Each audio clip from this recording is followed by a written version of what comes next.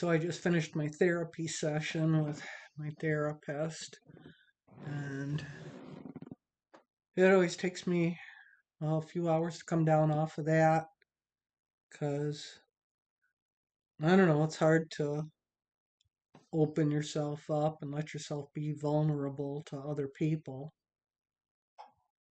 But I do that because, well, that's the whole point of having therapy. So, yep. My throat's feeling pretty hoarse. I was talking about how I realized there's something like 400 and some minutes and 7 and I'm working 7.5 hours a day, and I'm racking up like 400, even up to I've seen it 500 now, 500 statistics on my call rate. So wow, no wonder my throat is always feeling a little kind of hoarse. Always feel kind of hoarse. I need to suck on drops throughout the day. Drink cold water is feels nice on the throat too. But yeah, I don't know how I brought that up. Oh, I guess because my throat was feeling rough, so I felt a need to explain why my voice sounded hoarse. In my therapy, I was talking about I'm a people pleaser. Talk about proof. Oh, Lord. Yeah, I don't know. I wrote stuff down.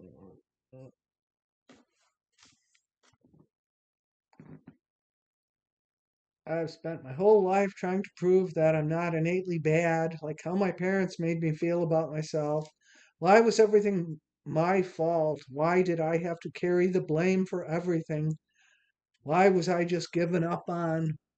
Why didn't anyone believe in me?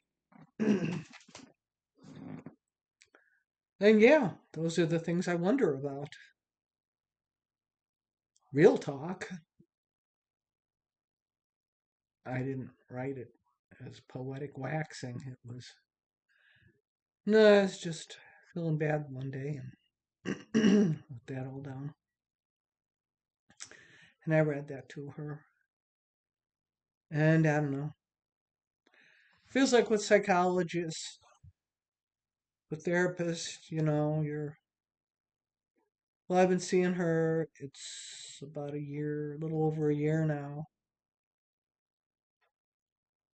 About a year and 6 months, actually. Oh, I should have congratulated her. I was having another anniversary, December. Because I started with her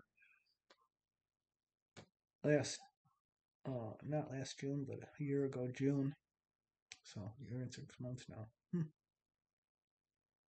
And before that, I saw her for, I think, 2 years. But that was 14 years ago, or 15 years ago, excuse me, 15 years ago. Yeah. So, that was another thing I was talking about. The way I run my life, the way I like to run my life is I like to have particular people that I go to for, particular things. I got my car place that I go to. I got my tire shop that I go to. I got my therapist that I see. I'm a loyal customer. That's how I like to do it. If I find somebody I like, I'll stick with you.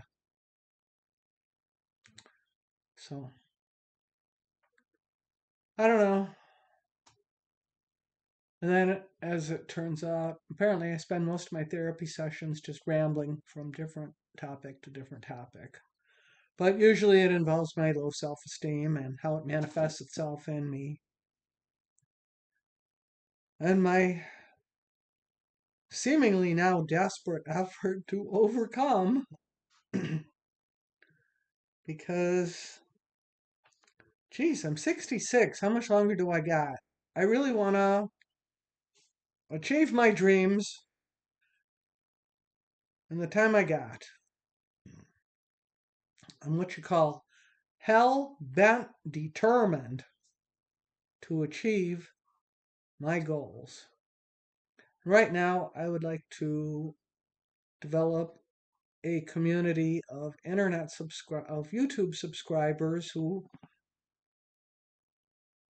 have shared the same interests as me, who are, I don't know, interested in varying things, curious, like to learn, and I don't particularly care to be judgmental about what it is you're interested in learning about. I'm just thrilled that somebody's happy to learn something. It seems fun to learn stuff, find out new things. In my mind, I always think about it like a rabbit hole, like, ooh, new exciting rabbit hole that I'll be going down. Ooh, so exciting. I would like to be around other people who regarded things like I do and who value being quiet and sensitive and try to develop high frequency, good vibrations, trying to work on yourself, improve yourself. And I seem to be driven to make progress. It's like the drive in me. I just want to progress. But I don't know how to, hmm, I guess I'm just developing myself at this late stage in life, apparently. But I guess it does take a whole entire lifetime to really try to get a grip on all of this. I mean, hell, quantum physics don't even know what this is all about. Why, what, how, what, why? Why do we exist? Why do we have consciousness? Why are we driven by involuntary forces? What is that constant voice that you hear in your head that's always talking to you like, oh, well, I wonder if those people over there like me. Are they judging me? Or but then there's that other part where you can just silence all of that, and then you can meditate, and it's hard to do. It's hard to get it really quiet, but you'll have moments where you have this awareness of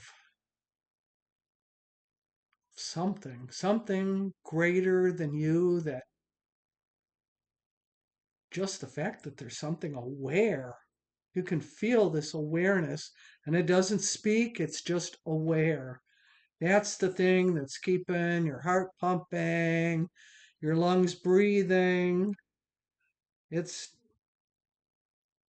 the thing at our very foundation that keeps us going.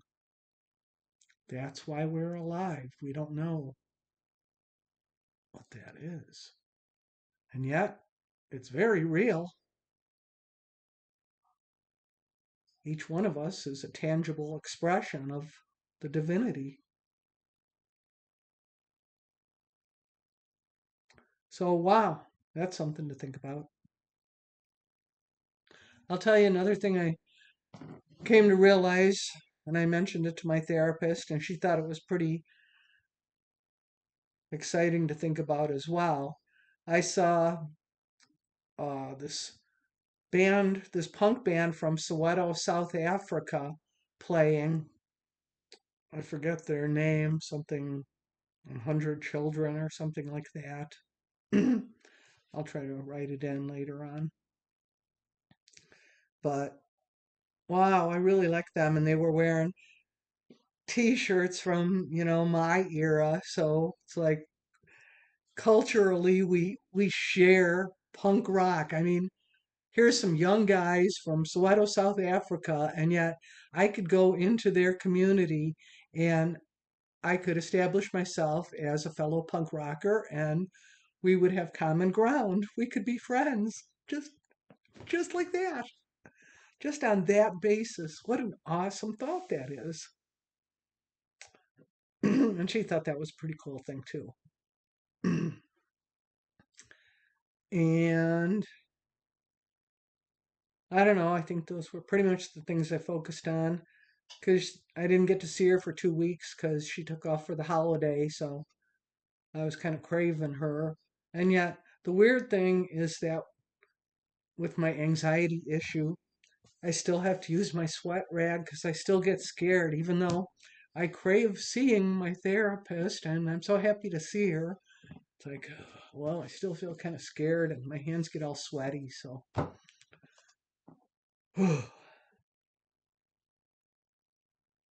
so I don't know. I don't understand anything about any of it. All I know is it seems very interesting that when you get in your 60s, it seems as eventful as it does when you when you get into your 20s, when you turn 21, because your whole life changes. Everything changes. You got to deal with all of this Medicare stuff, try to figure all this Medicare stuff out. And of course, I have medical issues, so I don't even want to think about that stuff. Let's not. But in any case, I listened to some tunes after my therapy session.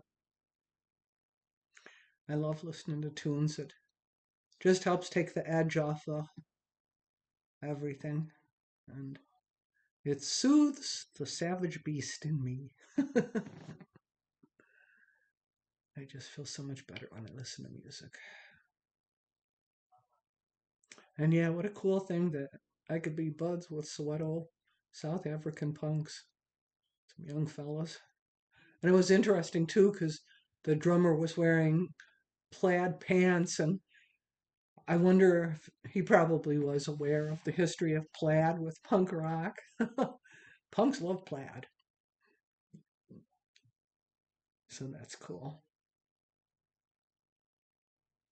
But yeah, I could go anywhere on the planet and find the group of punk rockers and introduce myself and explain my history to them, and we could be buds because we have common ground. What a cool thing that is.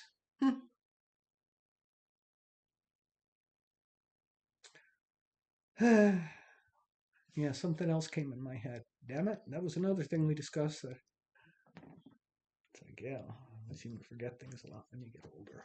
So it's like sometimes I'll walk into the room and forget what I came into the room for.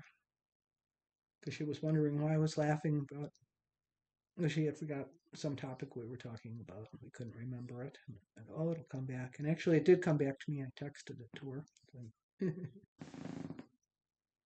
So, I don't know. Thank goodness for therapy. That's all I can say. It really helps to have somebody that you feel like you can trust and you just tell them stuff.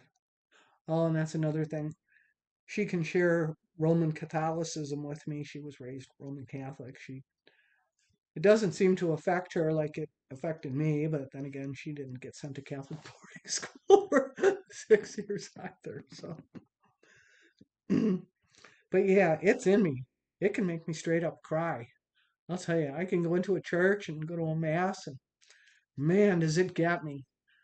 Really, it's the acoustics, the organ music, the choir, and then you look up and you see the stained glass and the sun is streaming in, and you can see all the beautiful coloring that coats the entire church. You can smell the incense, and it's a whole sensory experience. And thank God they have the kneeling pews because sometimes it'll just bring me to my knees and make me start crying because just the beauty of it. The beauty of it. That's good. That's the thing about feelings. They can be really good or they can be really bad. But man, I value those good feelings. That makes me think, man, I want to go to a mass. I don't think I can manage it this Christmas because I got to work. So that won't happen. But I should definitely try to make it to a mass. I like that uh, church they have in Joliet there. That's a nice one. I like to go to Queen of Heaven's Mausoleum too. Wow, that's just Catholic paradise with relics there. Holy cow, you would think death would be intimidating, but well, I really don't get freaked out about death. I accept it as a natural part of life, so I just look at the statues and all the beautiful stuff they have. That's what really gets me. I love going in the mausoleum. It feels like being at church or something. But anyway, yeah, I like that.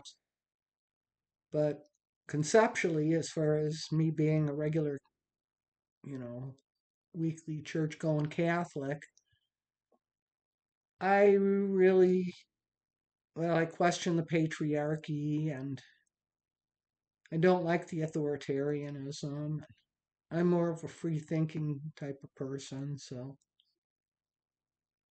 But it's inescapable as part of an identity. Oh, yeah, that's what I was talking about too with my therapist, too. It was this concept of identity, how everybody likes to have, their nationalistic identity and, you know, where they're from, and who they are, blah, blah.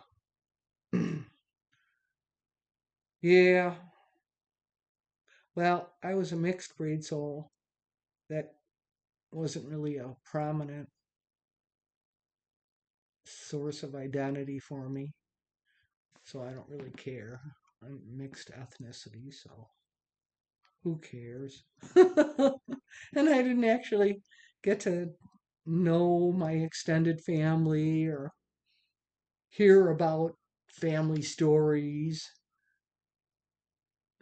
Really, all I heard was the stereotypes. My mother was Irish, so I heard they drink a lot and they like to be emotional and like to get drunk and tell you their buddy stories. We're buds and let's talk it over. I guess. I don't know. I don't know. All the stereotypes seem as stupid as anything. And I don't even know the stereotypes about my father's. He was Croatian, so what do I know about them? Nothing. I knew more about the Serbians across the street as I got to see their traditions. And supposedly Serbians and Croatians are supposed to be enemies, but well, we were all American and we didn't care. That was back in the days when immigrants were okay, and it was weird because the parents would speak with the kids and their native languages, but amongst ourselves and in school, it's like speak English, speak it the English, speak English. 'Cause we just wanted to be one. Go figure. United States. Boing. Where could that concept have come from? Not the thought of unity or something. What? I don't know. In any case, have I got the video running there? Oh, yeah, I do. Okay. All right. Looks like I have successfully managed to tape this much. Looks like 10 minutes and is that what it says? No, it says 1920, almost 1930. Yeah. So, ooh, I did it. Success is mine. But yeah, I don't know. I love having therapy. Thank God I can have therapy. I don't get to have any other medical care because I got to pay for my husband's medical care, but I managed to have therapy. That's one thing I got out of having Medicare. Ha ha! I get to see my therapist. So, I get to see her again next week. So, I'll just keep doing this until, well, she'll probably take off for Christmas or something. I work Christmas. I don't care. I get double time. So, it's not like I have to care about family or events going on. I'll just work and make some money. The thing that kind of sucks is instead of getting my usual 7.5 hours, I only get 5 hours. So I'll get 10 hours worth of pay. But still, I'm grateful. I'm very grateful for every extra dime I get. Thank you. And that's another thing. I love this symbol, namaste. I know some punks get all like, ooh, that's all, I don't know what they call that. I forget what they call that. But in any case, I like it. What namaste means is the peace in me recognizes the peace within you. I like that idea. I do. So, in any case, I guess I'll cut it short. It's been a real slice, people. Thank you very much for dropping in and hanging out with me. I'll catch you later. Let me see if I can get my mouse working to turn off the video. Bye.